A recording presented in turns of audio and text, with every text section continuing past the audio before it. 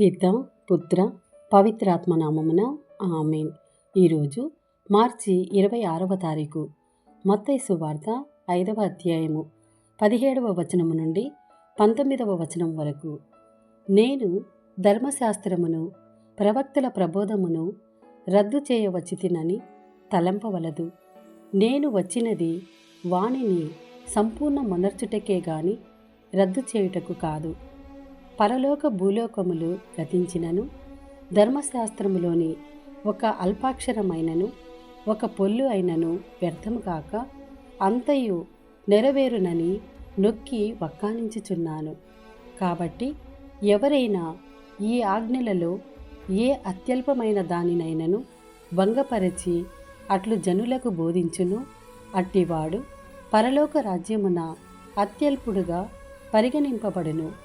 ఎవడు ఈ ధర్మశాస్త్రమును ఆచరించి అట్లు జనులకు బోధించునో అట్టివాడు పరలోక రాజ్యమున అత్యధికునిగా పరిగణించబడును. ఇది ప్రభుని వాక్కు. సర్వేశ్వరునికి వందనములు.